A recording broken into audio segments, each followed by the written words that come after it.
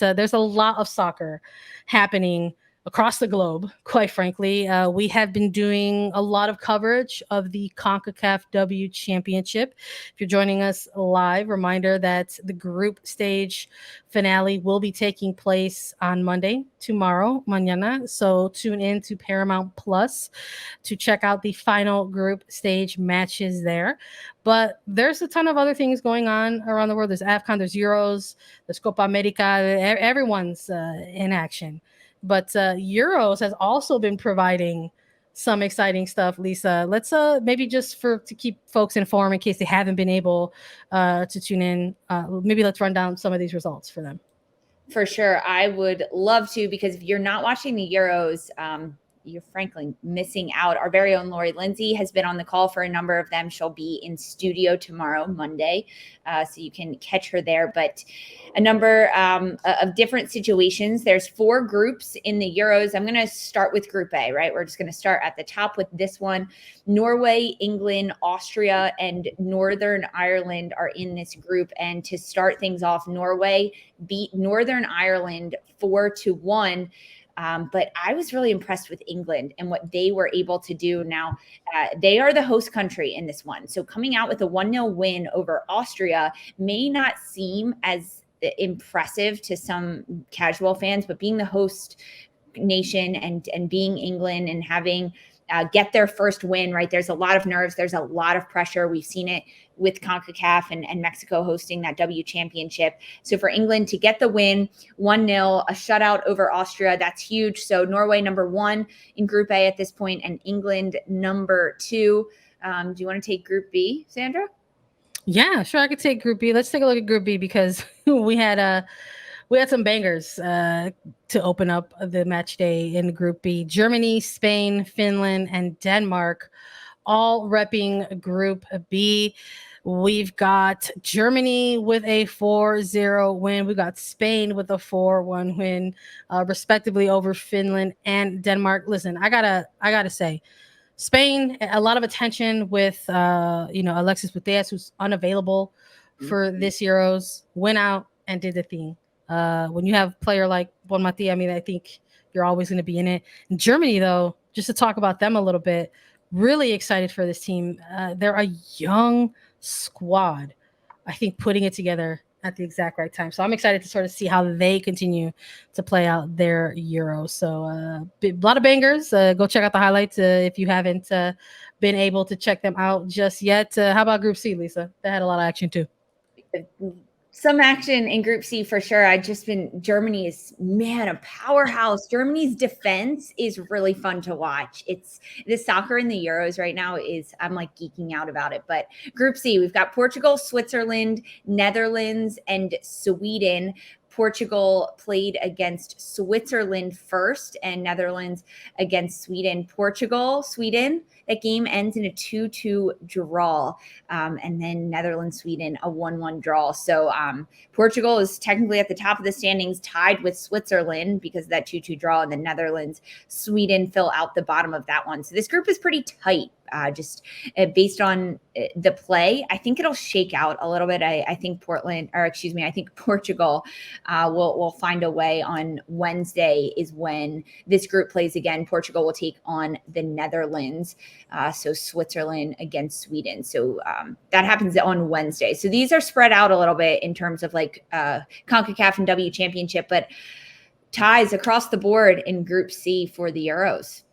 We had a mix in Group D, had a win and a draw in that one. You had Iceland and Belgium playing out to their draw, but France, a 5-1 win for them. And looking saucy, looking really, really good right now over Italy, who I think looked a little lost at times. I think during this match against France, but good on the French side to go ahead and deliver the big dub and their match day one.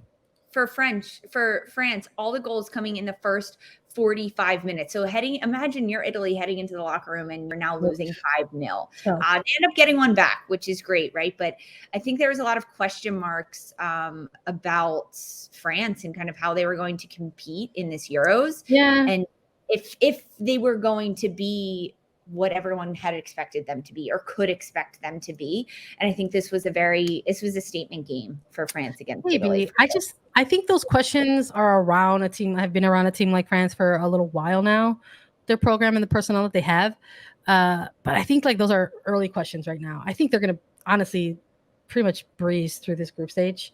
And I think that that's a question more for potentially later down the line in the knockout rounds. I just think that, going, because I mean, you look at maybe someone who was around Italy, there was a lot of energy around this team as well, and they just look lost and flat. You know what I mean? So we'll see what happens. Everybody, keep your eye on the Euros. Shout out to Copa America. They're also a tournament that's getting underway. Matchday 1 in the books. 2 groups, similar to CONCACAF, 2 groups, Group A and a Group B, 5 teams in each of the groups. Ecuador and Colombia currently on top of their standings, with Chile, Paraguay, and Bolivia closing out Group A after Matchday 1. And for Group B, might be familiar with a couple Brazilians on the Brazilian national team in Debinha Queralin. They are on top of Group B right now with 3 points, and Venezuela is right behind them, followed by Peru, Uruguay, and Argentina to close out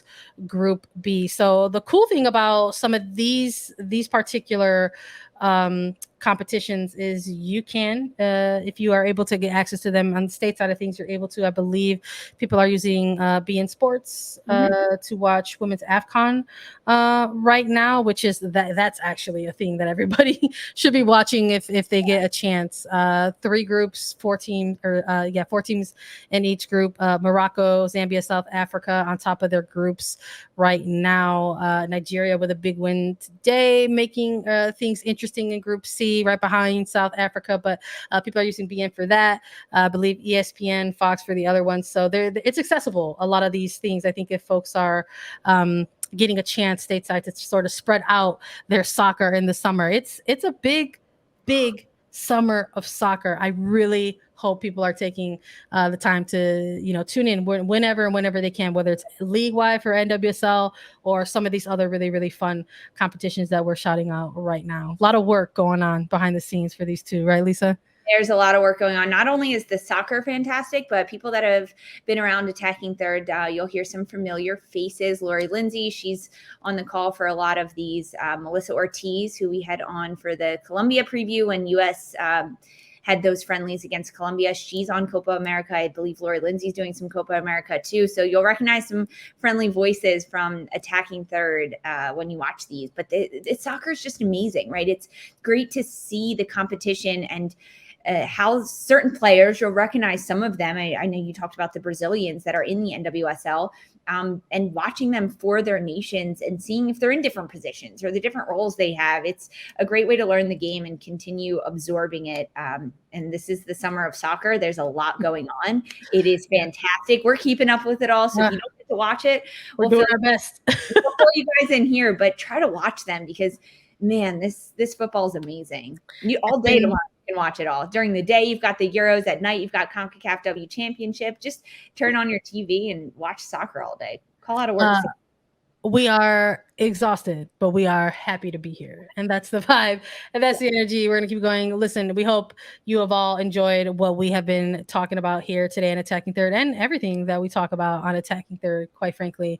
And honestly, if you have enjoyed everything, I just want to remind you that we've been nominated for the Best Female Hosted Podcast category in the People's Choice Podcast Awards. So if you can do us a major favor, we appreciate everything you all do for us and hopping on these lives for us. But go on over and vote for us during this window of time of the voting period to advance to the final round. So to nominate Attacking Third, you go to podcastawards.com/app/sign-up, toggle down to the female hosted podcast category. Go ahead and vote for us. It takes a quick 60 seconds. Do it online. If you do watch us on YouTube, we have a really cool little QR code in the corner there that you can go ahead and use to vote for us. So we really appreciate the help. Thanks for sticking around and listening to Attacking Third.